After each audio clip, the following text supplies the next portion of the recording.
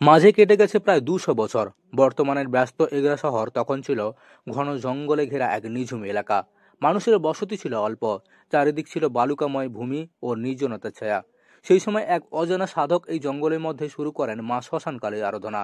একটি মাত্র ছোট্ট কুঁড়ে ঘরের মধ্যেই প্রতিমা প্রতিষ্ঠা করে শুরু হয় পুজো।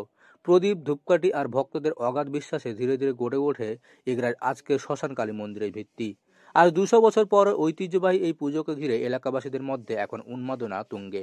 একজন সাধু এসে এখানটায় প্রতিষ্ঠা করেছিল, দিয়ে একটা বাচ্চাকে নিয়ে এসছে বলি দিবে বলে। গ্রামের লোকেরা সব জানতে পেরে যখন এসে যায় তখন সে সাধুটা পালিয়ে যায়। পালিয়ে যাওয়ার পরে একটা রাজবাড়ির একজন বপিষ্ঠ মানুষ সে পুজো করত।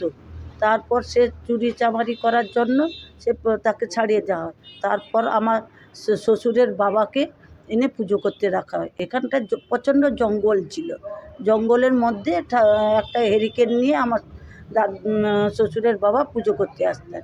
কথিত আছে একদিন সাধক তন্ত্র সাধনার সময় এক শিশুকে বলি দিতে উদ্যত হয়। খবরটি ছড়িয়ে পড়তে এলাকাবাসীর প্রতিবাদে সাধক পালিয়ে যায়, কিন্তু তার রেখে যাওয়া মায়ের সাধনা স্থানে ধীরে ধীরে জনমানসে জন্ম নেয় ভক্তির আবেগ। পরে স্থানীয়দের উদ্যোগে এক প্রভাবশালী ব্যক্তি নিয়মিতভাবে পুজো শুরু করেন। কিছুদিন পরে ওই ব্যক্তি জীবনে অসৎ কাজ প্রবেশ করায় মন্দিরের সুনাম কলঙ্কিত হয়। তখন স্থানীয়রা সিদ্ধান্ত নেয় মন্দিরে পুজো ও রক্ষণাবেক্ষণের দায়িত্ব একজন নির্ভরযোগ্য পুরোহিতের হাতে তুলে দেওয়া হবে। সেই সময় থেকে মা শ্মশানকালীর আরাধনা শুরু হয় নিয়মিত ভক্তির সঙ্গে, যা আজও অব্যাহত রয়েছে। শুরুতে এখানে ছিল একটি কুঁড়ে ঘর। পুজোর দিন জ্বলে উঠত প্রদীপ, ধূপকাঠি আর ভক্তদের পদচারণায় মুখরিত হয়ে উঠত চারদিক।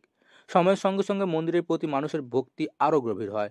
স্থানীয় বাসিন্দাদের সহায়তায় ও দানের ফলে ৫০ বছর আগে কুঁড়ে ঘরের পরিবর্তে নির্মিত হয় বর্তমানে কংক্রিটের মন্দির। লাল হলুদ রঙে সজ্জিত এই মন্দিরের শিখর আজও শান্তি ও ভক্তির প্রতীক। শিখরের অলঙ্করণ আর মন্দির চত্বরের ভক্তিমূলক পরিবেশ দর্শনার্থীদের মনে জাগিয়ে তোলে এক পবিত্র অনুভূতি। প্রতি বছর কালী পুজোর সময় এই মন্দির ঘিরে উন্মাদনা তুঙ্গে ওঠে। এগরা শহর ছাড়াও দক্ষিণবঙ্গের বিভিন্ন প্রান্ত থেকে হাজারো ভক্ত ভিড় জমান মা শ্মশানকালীর দর্শনে। পুজোর দিন সকাল থেকেই লাইন পড়ে যায় মন্দির চত্বরে। পুজো শেষে অনুষ্ঠিত হয় আরতি।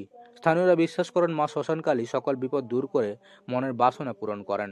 আজ ২ শতাব্দী পেরিয়েও শ্মশানকালী মন্দিরের কেবল একটি ধর্মীয় কেন্দ্র নয়, এটি হয়ে উঠেছে শহরের ঐতিহ্য, ইতিহাস ও বিশ্বাসের প্রতীক।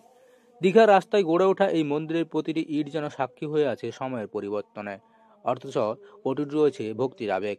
তাই আজও যখন মন্দিরে বাজে ঢাক ঢোল, তখন মনে হয় ২০০ বছরের পুরনো সেই সাধকের তপস্যা যেন ফিরে এসেছে সময়ের স্রোত বেয়ে।